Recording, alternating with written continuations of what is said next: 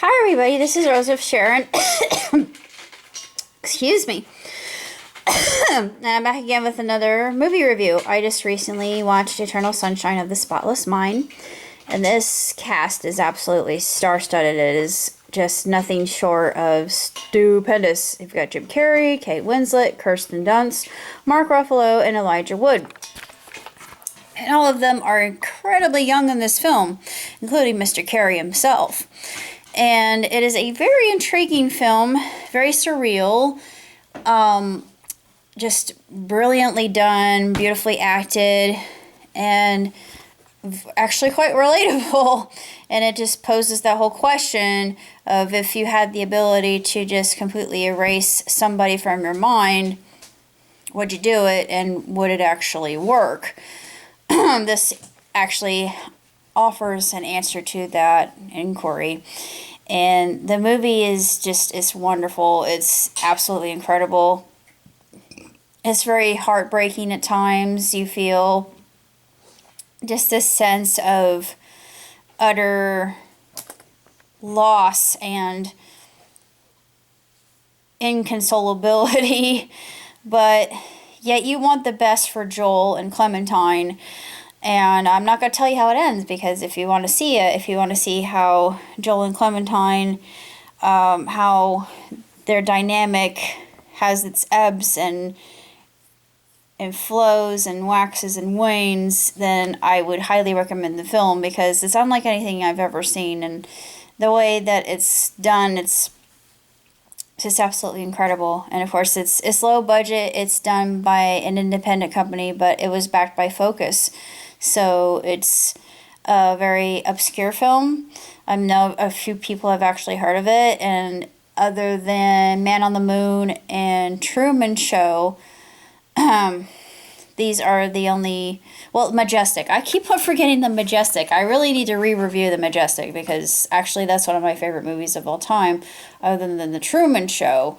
And this one is going to fall into that category as well, because I loved everything about this film. I was absolutely transfixed, even though at times I was just thinking, man, it can't get much worse for Joel, and then it does, but he fights back, and it's interesting to see his tenacity and just how determined he is, and just the depths of his love. It's just absolutely stellar. It is a fabulous film that I don't think needs to be missed by any Carrey fan. If you're a Carrey fan, then I would definitely watch it. And of course, my friend, he prefers Jim in more dramatic roles versus comedic ones, but that's not me. I love Carrey's comedy, but he really posed a good rebuttal for me, and he said, well, at least he's got this spastic facial movements. I thought, ooh, that's rough. I mean, nowadays, it's just like a lot of comedians, like, with a lot of my favorite comedians, Will Ferrell, sorry, I shouldn't have coughed that out. You heard what I said, but there's one out called Eurovision. I highly doubt that my friend would want to see that with me. I'm a huge Will Ferrell fan, and I saw the trailer for it, and I was less than impressed. I thought, if they're doing a parody of Spinal Tap, then there's novelty there. They did that with Walk the Line and Pop Star, Never Stop, Never Stopping, which I love. Walk the Line and Spinal Tap and Pop Star. I think another one, A Mighty Wind. That's also an excellent film. I love that movie so much. It's probably one of my absolute favorites. It's hysterical. It is very well done. I mean, you can do a film to the point where it rivals every other musical parody film you've ever seen. Well, Spinal Tap is at the top, of course. So let's give Spinal Tap their due, because Spinal Tap is awesome. Enough said. I will forever be a tapper. The movie itself, like I just said, Eternal Sunshine, it's really quite intriguing. It's got a lot to do with psychology and the mind and dreams. And dreams are interpreted in this film in a very unique way. It's very surreal. It's phantasmagorical in a way. It reminds me of stepping into a Magritte painting or Salvador Dali, and I love both of those artists immensely, so I'm right at home. Uh, I'm not really sure what else to say about the film in and of itself, other than two thumbs way up, 5 stars, hands down. There's no vetching, no real flaw. It segues very seamlessly between scene to scene to scene, and it doesn't have any lulls. It has a very natural pattern that is very train of thought, and you got two characters that are night and day, and it's so neat, I think, just to see how they work and then how they don't work. And I won't tell you what happens, but you just, like I said, you want the best for Joel. You really do, because he's a good person. He is a stand-up man. He is a gentleman. He might be a little bit boring, but he's reliable. He's extremely reliable. He is a man who lives by routine, and then all of a sudden that routine is just turned on its ear. So everything actually becomes better for him once he learns how to get outside of his comfort zone. And it reminded me of a friend that I had, may he rest in peace, who I tried to get him out of his, I think I did get him out of his comfort zone a little bit, but he liked to tell me the same story ad nauseum.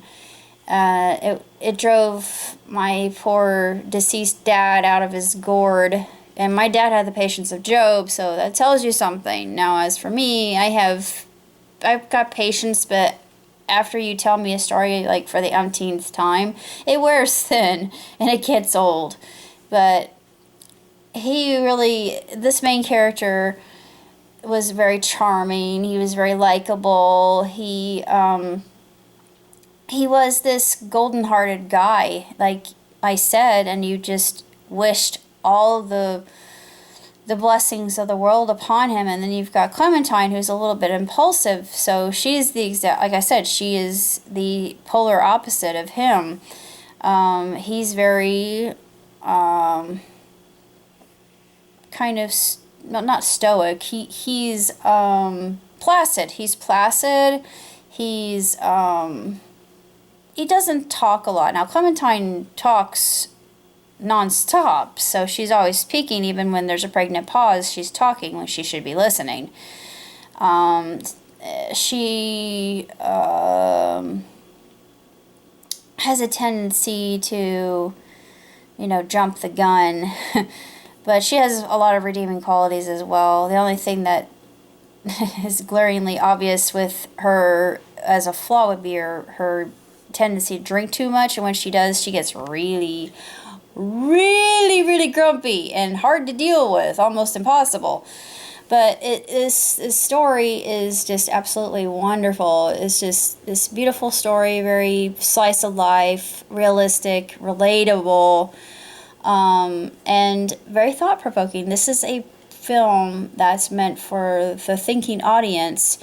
And I can see why maybe it didn't catch on with the mainstream, because a lot of people don't want to be entertained by a philosophical movie such as this. It's kind of esoteric and delves into an onirism, because a lot of people don't know what an onirism is, and they think, but onirism I absolutely think is fascinating. I'm obsessed with it. Plus it deals with the mind, and like I said, the brain I adore, and the heart. The brain is something that scientists don't really comprehend that much. We nearly chip the iceberg. We only see a very teeny tiny, minuscule piece of it, and we don't even know what lies beneath that, especially with the subconscious. And this goes into the subconscious, so it is just absolutely phenomenal.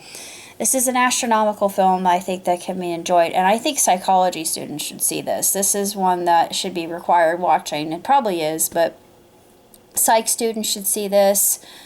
Well, and I guess any kind of psychology student should see this. Any person going into sleep study should see this.